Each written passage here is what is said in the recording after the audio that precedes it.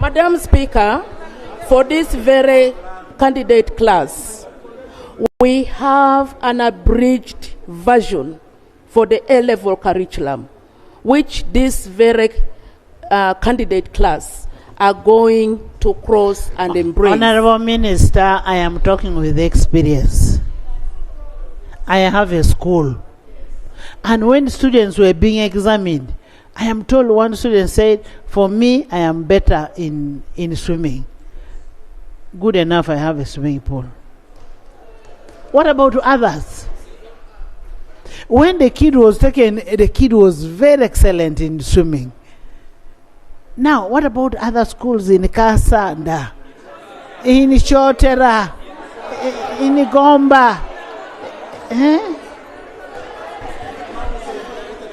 Madam Speaker, the issues concerning the curriculum and the competence-based curriculum permit me to bring a paper, a statement here. And bring a paper. Yes.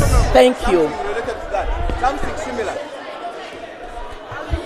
Bring the paper on Tuesday. We have already concluded that. Bring a paper on Tuesday. Thank you. That. Now, thank you. Madam Speaker, quite a number of issues were raised here. But permit me to thank this August House. I want to thank August House about the issue of SACCO. There's a procedure. The SACCO. There's a procedure.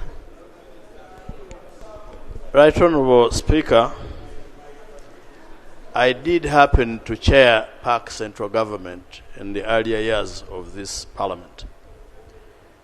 And in one interaction with the Ministry of Education and the Curriculum Development Center, it was evident that government had not even procured schools, books, textbooks, for all the schools in this country with respect to the new curriculum.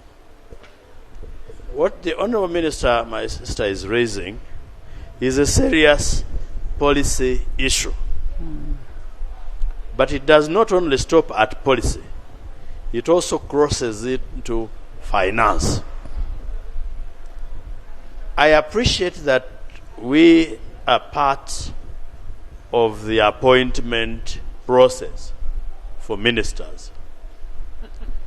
If you permit, through you, Right Honorable Speaker, and this is not an area where I normally insist, even when I chaired that committee, is this not an issue where we are supposed or we should interact with the policy head of this ministry so that we have our questions answered?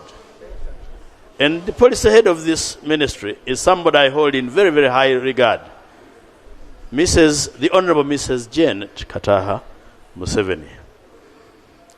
Let's get a report on Tuesday to that effect.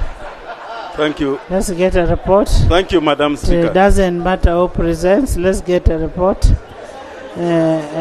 Honorable members, Madam Speaker, I was in pain the other day when they said we want new computers. And I had to get computers to put. Can you conclude and you bring your report? Yeah, Madam Speaker, I just want to conclude by thanking this House, especially the funds that have been provided for the teachers under SACCO. I want to thank you so much because when His Excellency the President committed 2 billion for the private teachers and more funds for the teachers through the Micro Support Finance Center and the Malim Center, this House appropriated and funds were provided. I thought you are a commissioner, you do know that when somebody is speaking, somebody...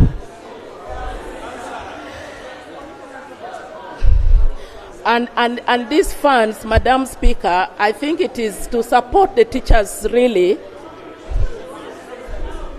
And so the current commissioner is not right to disorganize a member. Okay. Madam, thank you so much. I think I want to wind up that I will bring a statement on all the issues that have been raised here. And I want to thank you so much for the support. I want to thank you I want to thank you, Madam Speaker. I pledge on Tuesday I'm going to bring a statement concerning all the issues that has been raised on this floor concerning the teachers. I thank you and I beg to submit. Thank you. Next item. Honorable members, she's coming back on Tuesday. You will bring all those issues. Next item. It is going to be a substantive item. Item 5A, laying of papers. Wait a second, Chair.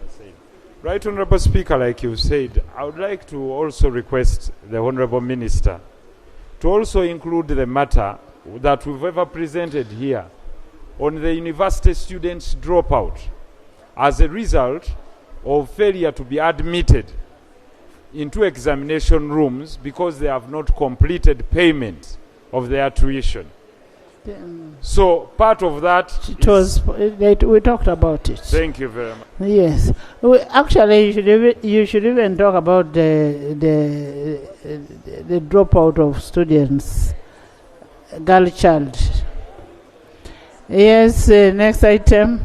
Yes, Council. Now that she's coming with a comprehensive report, Madam Speaker, there are also reports of many applications for early retirement by science teachers. And that should also be an area to tackle because the pension is much more attractive than them keeping in school. Thank you. Next item. Item 5. Come with the report. Comprehensive. Yes. Item 5A, laying of papers. Report of the Auditor General on the financial statements of Bank of Uganda for the year ended 30th June 2024. Pursuant to Article 163(4) of the Constitution of the Republic of Uganda and Rule 1813 of Rules of Procedure, I will invite the Commissioner to lay the report of the Auditor General.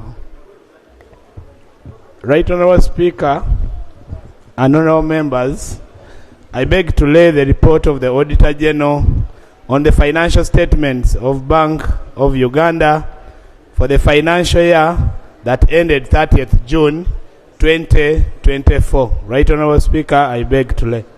Thank you. Pursuant to Article 163(5) of the Constitution of the Republic of Uganda and Rule 1814 of the Rules of Procedure, the report stands referred to Committee of